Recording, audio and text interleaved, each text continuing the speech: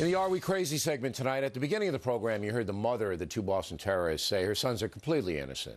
And their father says that as well. Somebody clearly framed them. I don't know who exactly framed them, but they did. They framed them, and then they were so cowardly that they shot the boy dead. There are policemen like that. After your conversations with the American officials, do you now accept that it was your children who carried out the attacks in Boston? No, I don't, and I won't.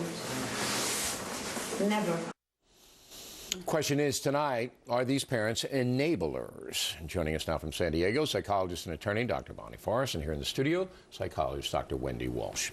All right, we all know parents who, no matter how bad their kids behave and what their kids do, don't admit it and make excuses, and that's what these parents are doing.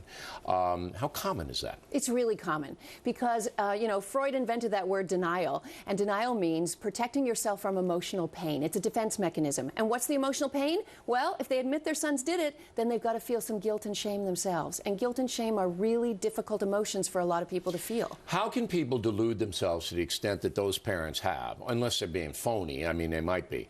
But, the kids are caught with the bombs, they're shooting at police, and they admit they did it. This Joe Carr admits he did it, and they still don't believe it. I mean, are they just lying?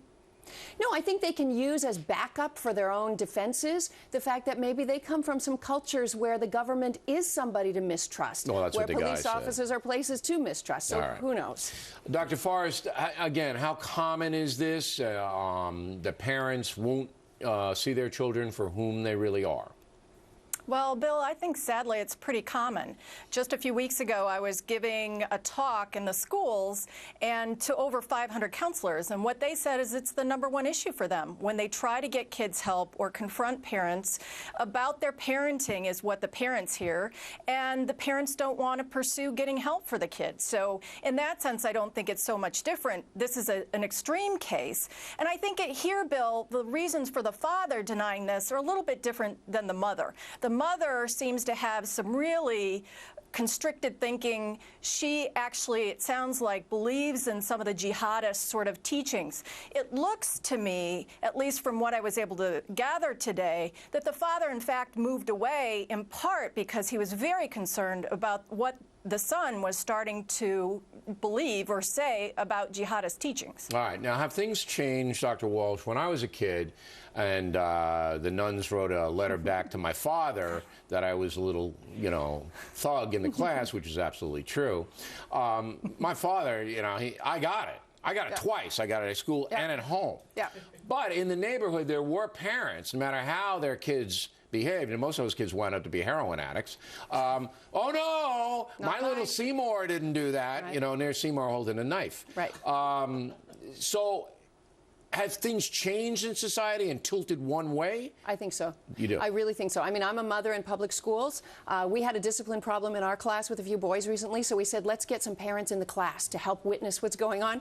2 of the parents got in a fist fight at school. So there you go. The apple doesn't fall far from the tree. Parents haven't even learned to self-regulate themselves. How can they teach their kids? Right, and how and can they're they never discipline wrong. their kids? All right, of course. so are we living in a we're never wrong society? No matter what the evidence is, we're never wrong, just because it's we, this massive narcissism. Is that what's going on, Dr. Forrest?